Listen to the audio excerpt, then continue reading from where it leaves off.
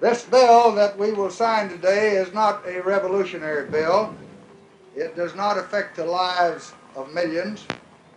It will not reshape the structure of our daily lives or really add importantly to either our wealth or our power. Yet it is still one of the most important acts of this Congress. The Immigration Act of 1965 created the foundation of today's immigration law, and, contrary to the President's assertions, it inaugurated a new era of mass immigration which has affected the lives of millions. The new law officially committed the United States, for the first time, to accepting immigrants of all nationalities on a roughly equal basis. In light of the myriad of anti-immigrant legislation, this new openness to immigrant meant a huge step forward. In 1882, for the first time in US history, immigration was restricted based on race and ethnic background. The Chinese Exclusion Act prohibited all Chinese workers from immigrating to the United States. The 1907 Gentlemen's Agreement, which barred the entry of Japanese and Korean immigrants, soon followed.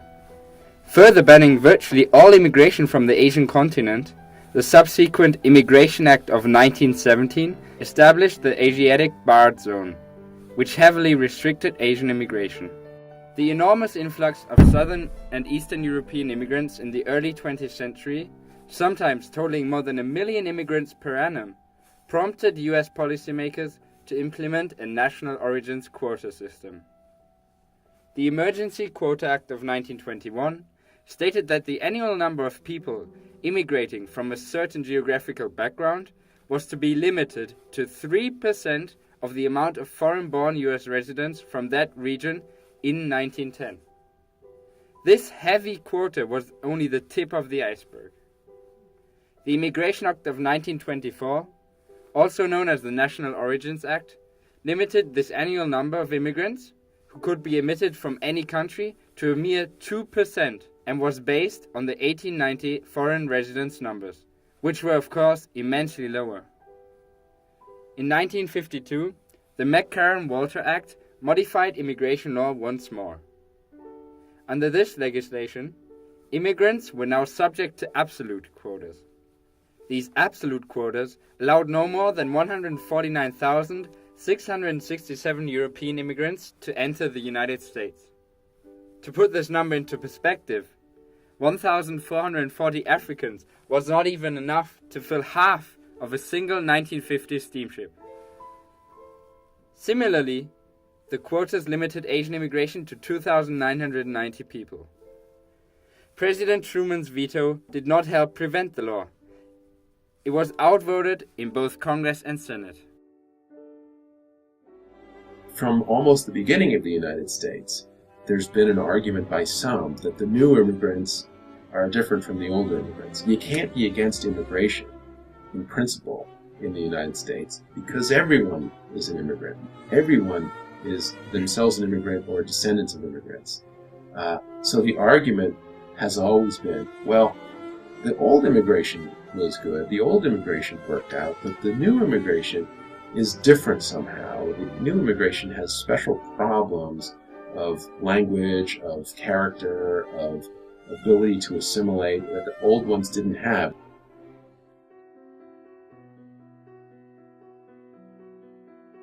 Of course, as an American, living in a nation completely built by immigrants, one could not object immigration per se, but one could frame and blame new immigration in a sort of sanctimonious, hypocritical fashion, in order to disguise one's real objections.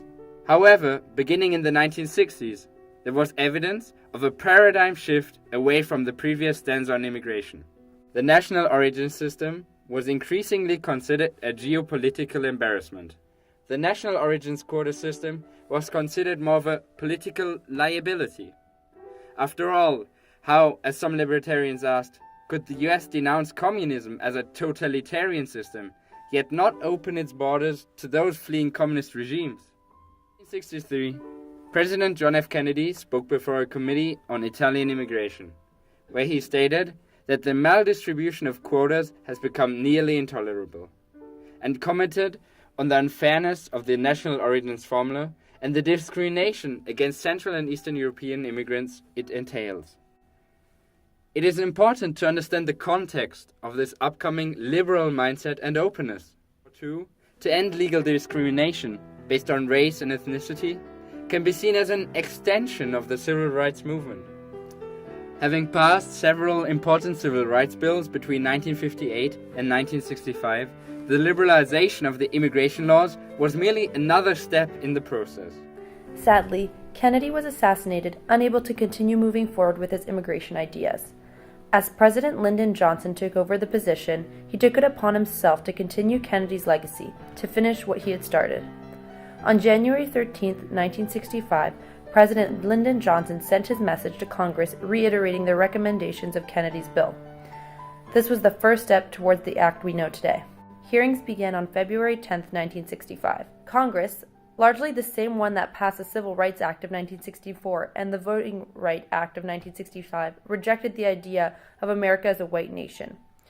Congress actually intended to eliminate racial discrimination and welcomed the diversification that it knew would result. With these ideas being supported, the bill was finally ready and was signed on Ellis Island near the Statue of Liberty on October 3, 1965. President Lyndon Johnson was not aware of how much importance his signature on this bill would have on America's history. Johnson said, "It was not a revolutionary bill, it would not affect the life of millions, and it would not reshape the structure of our daily lives." And Nationality Act of 1965 defined a new demographics of immigration to the United States. Supplies of potential immigrants from traditional source countries such as Britain, Germany, and Italy were declining, and potential supplies of immigrants from Mexico, Central America, and Asia were increasing. This has led to a shift in the ethnic composition of immigrants. Such shift is clearly a consequence of the Immigration Act, as it abolished national origin quotas that gave preference to European migration. In contrast to declining numbers of European migrants, immigration from Asia and Latin America rapidly increased. The number of Asian immigrants grew from 491,000 in 1960 to about 12.8 million in 2014. The immigration reform reshaped the size and character of migration from Latin America. At the beginning of the 20th century, Mexican migration was motivated by search for better work, opportunities, and escaping domestic political turmoil. Since 1980, Mexicans have been the largest immigrant group in the United States. As of 2013, approximately 11.6 million Mexican immigrants resided in the United States, up from 2.2 million in 1980, and Mexicans accounted for 28% of the country's 41.3 million foreign-born. The liberalization of the quota system by the Immigration Act has shaped the society of the United States we know today. The increase in the diversity of the United States has bipolarized the public view on immigration to its advocates and opponents. Coming in, and I said, we need to build a wall, and it has to be built quickly. And I don't mind having a big, beautiful door in that wall so that people can come into this country legally. Policy. Bring in all kinds of people who work for $2 or $3 an hour. That would be great for them. I don't believe in that.